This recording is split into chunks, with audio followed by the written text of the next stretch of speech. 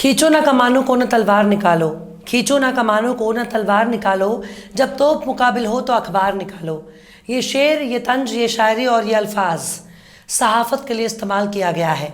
किसी ज़माने ये शेर सहाफ़त और सदाकत के लिए जाने जाते थे। किसी ज़माने में इस शेर को पत्रकारिता की आवाज़ के तौर पर जाना जाता था, पर इस शेर के मायने अब बदल चुके हैं। अब मीडिया ही अपने चाल चरित्र और चेहरे को बदल चुकी है। अब मीडिया ही पत्रकारिता के नाम पर दलाली कर रही है। अब मीडिया ही पत्रकारिता के नाम पर समाज में जहर घोल रही है। अब मीडिया ही सियासत का हिस्सा बन चुकी है और अब मीडिया ही दंगाई बन चुकी है और अब मीडिया ही कब्र खोद रही है। अब मीडिया कब्र में ताक झाँक कर रही है। अब मीडिया कब्र में दफन लाश को मिट्टी से बाहर निकालकर उनकी आबरू को तार तार कर रही है।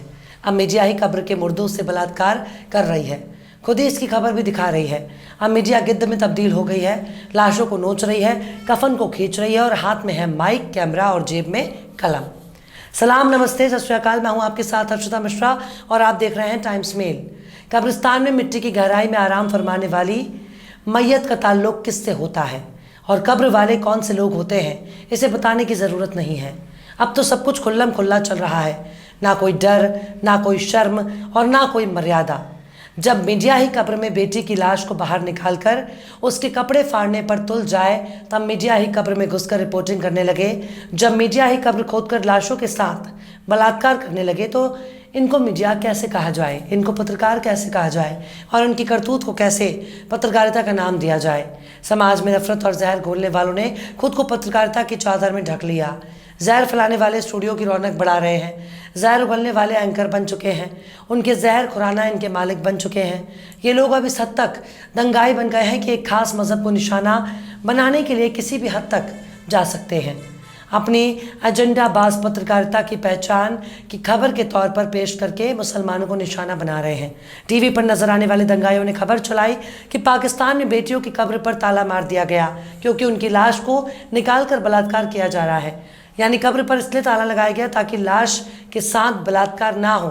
इस खबर को भारत के उन तमाम मीडिया संस्थानों, चैनलों और अखबारों ने जमकर चलाया। इस खबर को ऐसे चलाया जा रहा है मानो मिट्टी में दफन लाश एक खिलौना है जिसे कब्र से निकालकर उसकी इज्जत को तार तार किया जा रहा है।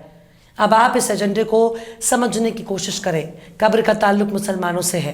भारत में इस वक्त मुसलमानों से नफरत के नाम पर कुछ भी लिखने, दिखाने और कुछ भी कहने का रिवाज चल रहा है।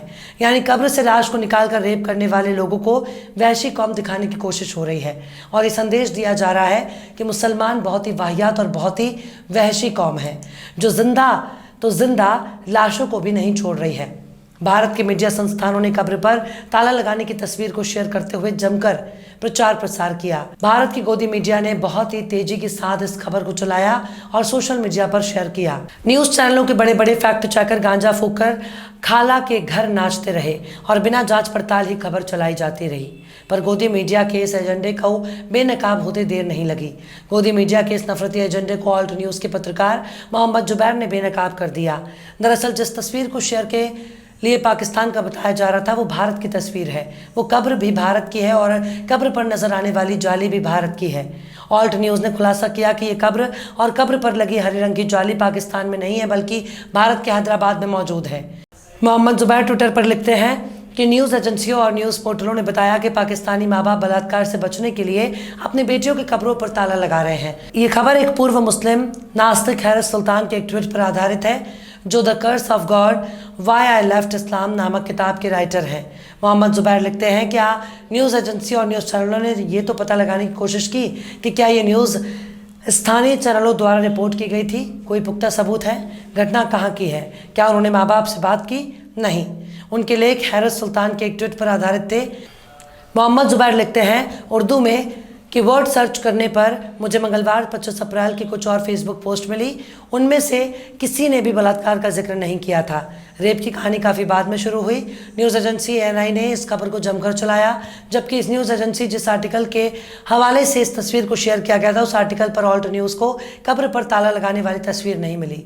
ऑल्ट न्यूज़ ने अपनी पड़ताल में पाया कि मीडिया संगठनों के जरिए इस्तेमाल किए जाने वाली तस्वीर असल में हैदराबाद के एक कब्रिस्तान की थी। इस कब्र के बारे में जानकारी हासिल करने के लिए ऑल्ट न्यूज़ ने अब्दुल जलील नाम के एक सामाजिक कार्यकर्ता से रब्ता किया जो हैदराबाद का रहने वाला है।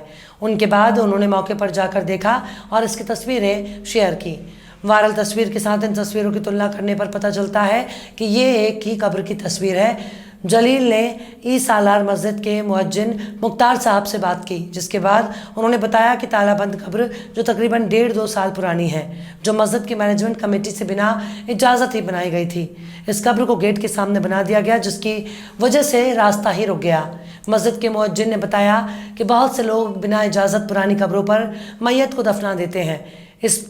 इस कब्र पर आगे किसी भी शव को दफनाने से रोकने के लिए परिवारों से वहाँ ग्रिल लगा दी है। ऑल्ट न्यूज़ ने एक मकामी बाशिंदे से भी बात की, जिन्होंने बताया कि ये कब्र बुजुर्ग औरत की है जो 70 साल की उम्र में फौत हो गई थी। उसके बेटे ने तकरीबन 40 दिन के बाद कब्र के ऊपर ग्रिल बनवा दिया। लेकिन सबसे ताज्जुब की बात है कि न्यूज़ चैनलों की तमाम खबरें झूठी और मनगढ़ंत साबित हुई। Times of India, news 18, Zee news, Hindustan Times, Dainik Bhaskar, news 24, ABP news, Times Now, Amar Ujala, India Today, Mirror Now, Times Now, NDTV और द प्रिंट जैसे कई प्रमुख न्यूज़ मीडिया आउटलेट्स ने एएनआई की रिपोर्ट के बाद वायरल तस्वीर के साथ सिंडिकेटेड रिपोर्ट प्रकाशित की है और इसके ताल्लुक पाकिस्तान से जोड़ दिए। लेकिन कब्र पर ग्रिल और ताले लगे होने के पीछे की तो जो वजह बताई गई है, उसके पीछे केवल एक ही मकसद है और वो है नफ़रत फैलाना। दरअसल ये कब्र हैदराबाद के मदन्ना पेट में एक कब्रिस्तान में मौजूद है। हालांकि जब गोदी मीडिया की सारी पोल पट्टी खुलनी शुरू हुई तब उन लोगों ने फैक्ट चेक करना शुरू कर दिया। मतलब खुद ही फर्जी और मनगढ़ंत खबर भी चलाएंगे और फेक न्यूज़ पकड़े जाने पर फैक्ट चेक के नाम पर नौटंकी भी करेंगे। पर इनका एजेंडा, इनका मकसद बिल्कुल साफ है। एक समुदाय विशेष के खिलाफ नफरत फैलाना ही इनका एजेंडा है। अब ज़रा सुनिए कि जी न्यूज़ इस खबर की पोल पट्टी खुलने से पहले क्या क्या अनाप शनाप बकवास कर रहा था कि पाकिस्तान मुर्दा बेटी के साथ ना हो रेप, इसलिए माता पिता कब्र पर लगा रहे ताले।